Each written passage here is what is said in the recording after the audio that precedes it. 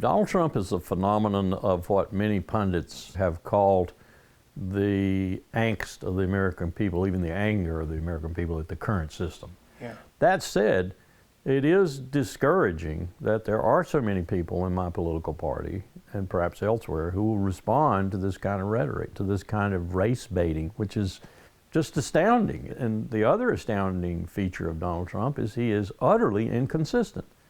He has said one thing one time, another thing another time. He speaks to the audience. He reminds me of George Wallace, who was far more astute than Donald Trump. As a judge of the Third Judicial Circuit, if I didn't have what it took to treat a man fair, regardless of his color, then I don't have what it takes to be the governor of your great state. In the name of the greatest people that have ever trod this earth, I draw the line in the dust and toss the gauntlet before the feet of tyranny, and I say segregation now, segregation tomorrow, and segregation forever.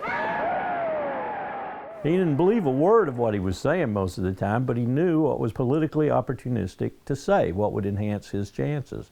That's what Donald Trump reminds me of, is that kind of person with a little bit more money to back him up than, of course, George ever had. There's a tradition that goes much farther back before George Wallace of politics essentially being driven by white racial anxiety and resentment. Are you saying that those people should no longer have a voice, no longer have a leader in 21st century America?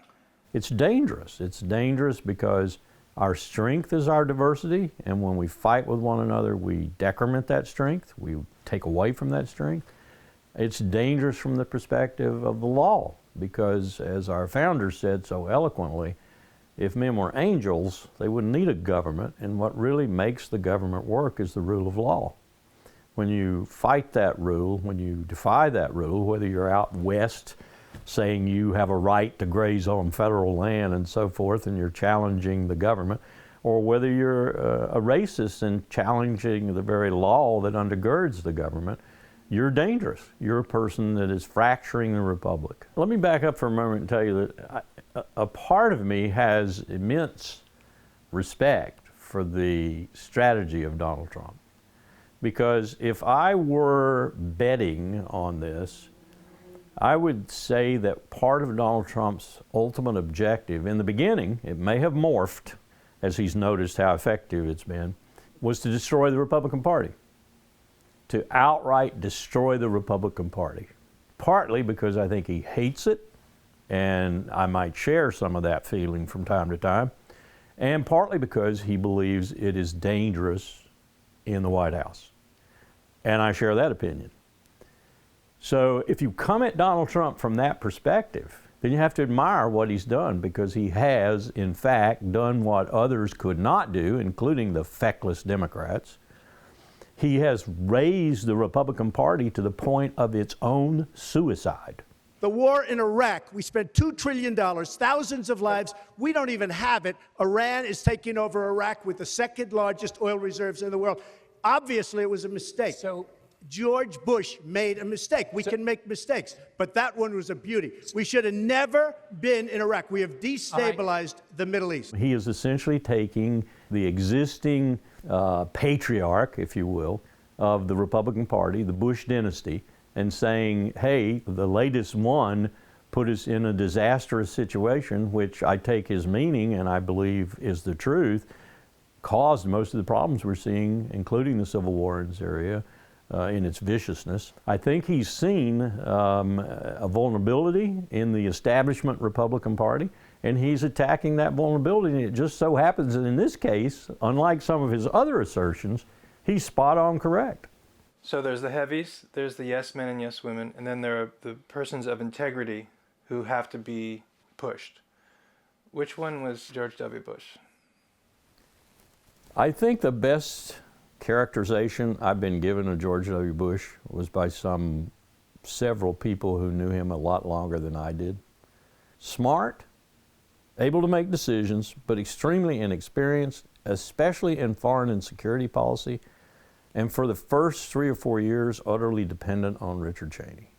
Cheney knew, as Powell once said to me, probably as good a metaphor as any I've heard, Cheney knew how to get Bush to pull his .45 and start shooting. and Powell didn't know how to get him to holster it again. The president, in other words, had a predilection to act the way Cheney asked him to act. Dr. Rice did the same thing. Far more experienced, but not greatly experienced, far greater intellect than the president, but she saw quickly that she had two choices if she wanted to be Secretary of State.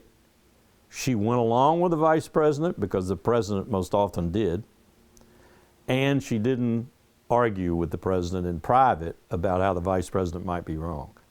She just went along. And when she just went along, she got exactly what she wanted.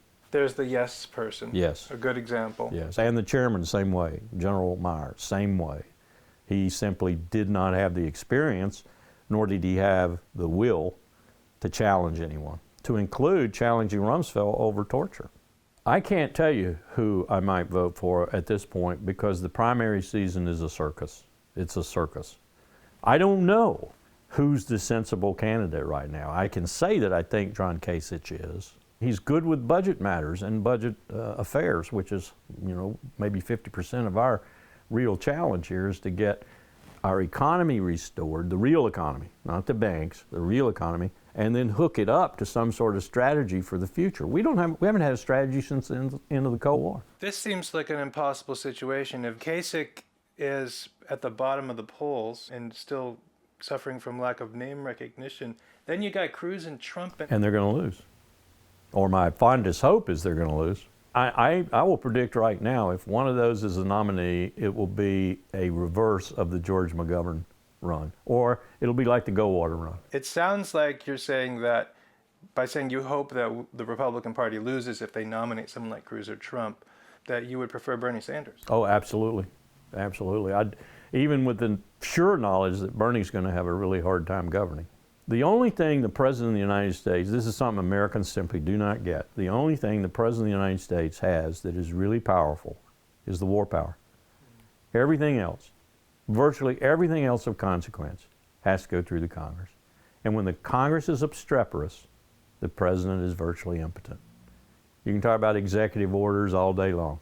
All the incoming President has to do is revoke the executive order. So then, which candidate, Sanders or Clinton, would have a better chance of getting cooperation out of Congress? That's a good question, too. I'm, from time to time, of the mind that Sanders, because of his radicalism, it's not really all that radical if you check out our history and you check out Scandinavia, Europe, and other places. Interestingly, young people don't see the word socialism with the opprobrium that people like my generation do, because they didn't go through the Cold War. Right. Social Security socialism. Right.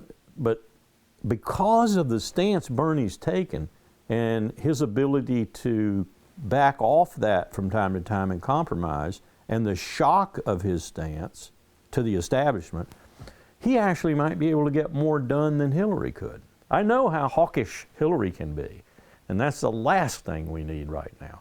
We need a continuation of Obama-like diplomacy, but maybe with a little bit smarter and more capable bureaucrat doing the diplomacy.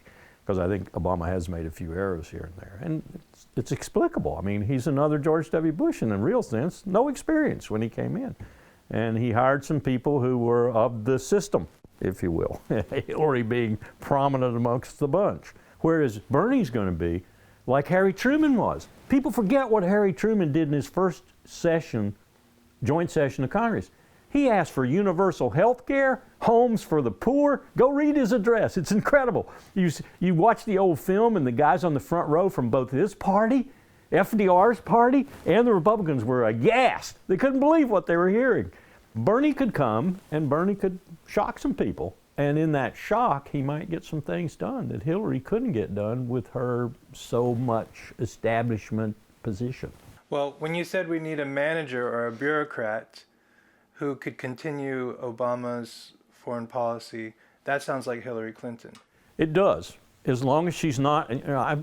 I've been around Hillary for some time, and I don't know what the reason is other than a psychological one of having to prove she's got cojones. you know. But she seems from time to time to be as hawkish as anybody I've ever run into in my life. And that troubles me. Yeah. That really troubles me. We've used the military instrument far too much for far too many problems to which it was inappropriate, and I just don't want to see that continue. Why not compare Bernie Sanders to George McGovern? Because it's a different time. I would if it weren't today. If it were back when George ran, former bomber pilot from World War II with credentials out the yin-yang for courage and daring and character, who gets slaughtered. But today's a different time. It's a different time. George might have a different success in today's world. It is a different time, and boy, do I know it from these young people. These young people are totally different. They do not want to own an automobile. They don't want to commute. They don't want an insurance policy. They want to live in a bicyclable, walkable community. They want to take light rail when they have to go more than 4 or 5 miles, high-speed rail when they have to travel. There are 170 million of them out there, and they want a different life. And I'm sorry, you old farts in the South and elsewhere, because they're in Pennsylvania, Nevada, Ohio too. You're going to have to adjust because the world is changing, and America is changing with it. Thank you very much. Surely.